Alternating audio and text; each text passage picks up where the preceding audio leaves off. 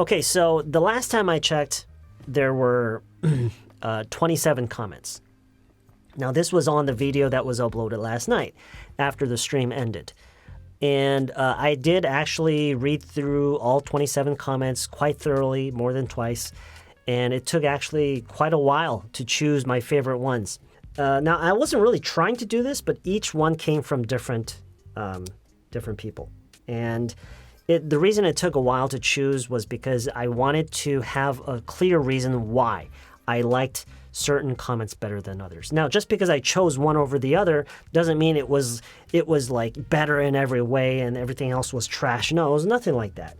It's just, this is just an exercise, okay? And just because I didn't choose yours, don't get so disappointed. This is just something that I did, okay?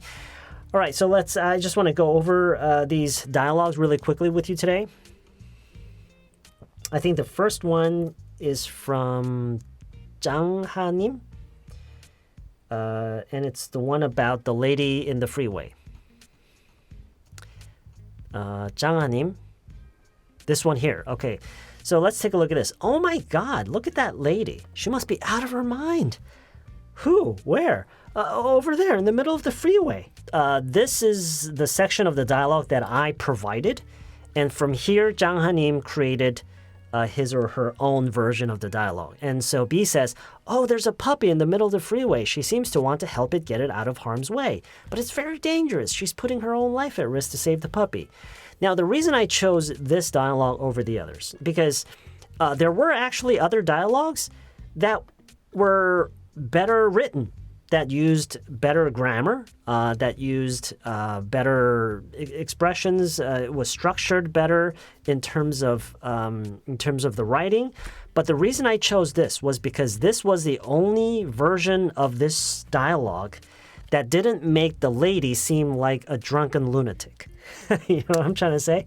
So most of the other people, not all, I think, but most of the other people carried out the dialogue as if the lady was drunk and was just acting crazy in the middle of the freeway. But this was, I think, as far as I can remember, this was the only dialogue that actually gave the lady a good reason to be there. Okay, and as you can see, there's a puppy. So let me just go through this section here with you and make some corrections. Well, I wouldn't say really corrections, but maybe improvements, slight improvements. So there's a puppy in the middle of the freeway. I wouldn't really say this because we already said this right before this line here. So it's really not necessary because the A and B are clearly either in the freeway in a car or looking at a freeway from close distance. So it's really unnecessary to say that again. So we just say, hey, look, there's a puppy. Look, there's a puppy. Okay? So over there in the middle of the freeway, oh, look, there's a puppy. B would probably say that. Look, there's a puppy. And then A might jump in and say, is that her puppy? And then B might say, oh, no, I don't know. But I think she's trying to save it. Now, this is good.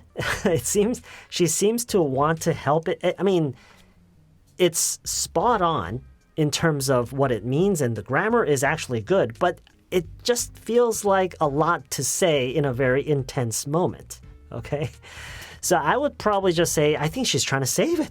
I think she's trying to save it, okay? So again, oh, look, there's a puppy. Is that her dog? I don't know, but I think she's trying to save it. I think she's trying to save it.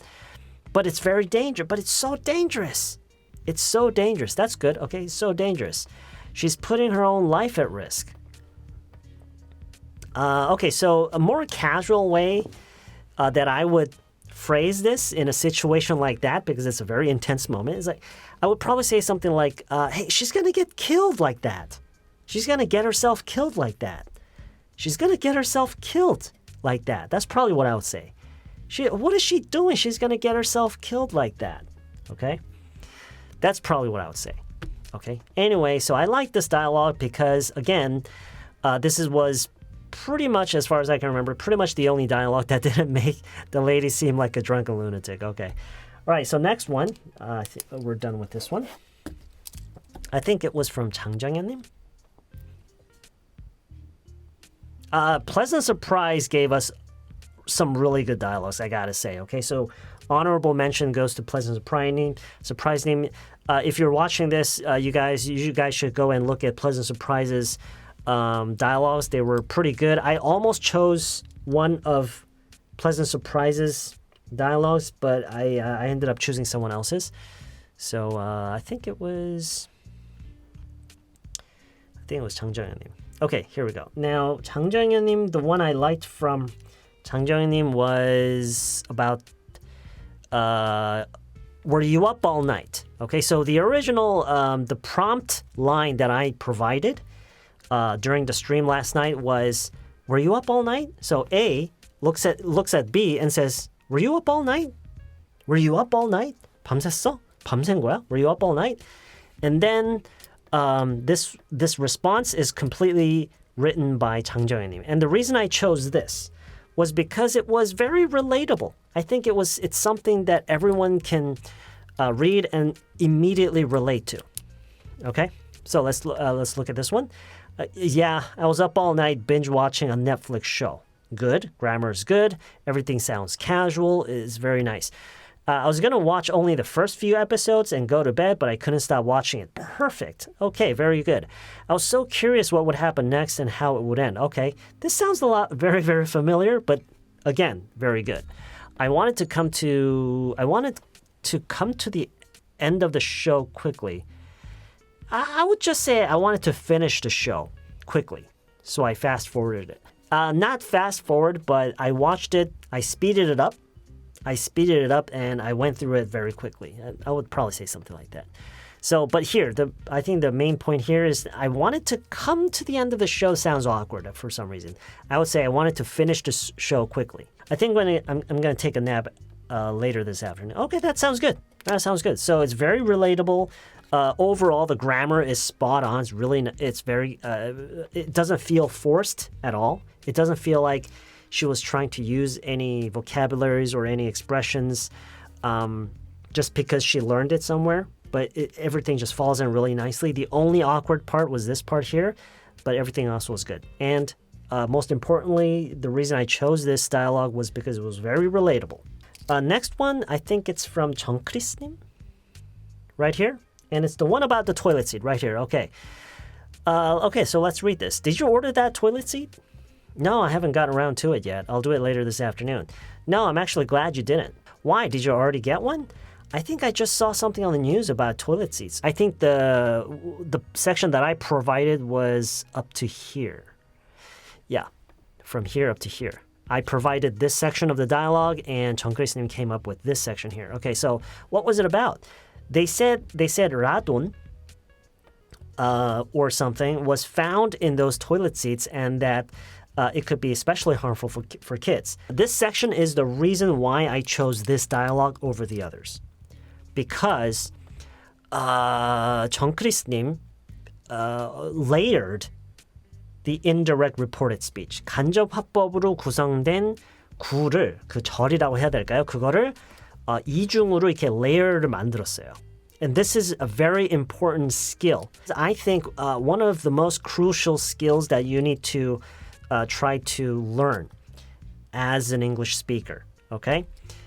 So if you see here, they said da-da-da-da, and that it could be.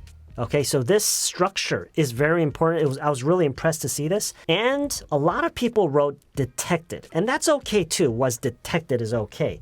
But I think in most cases, like in this kind of context, people just say found, was found. So they said radon or something was found in those toilet seats, and that it could be especially harmful for kids. I loved how the sentence is layered like this with the indirect speech, okay? All right, anyway.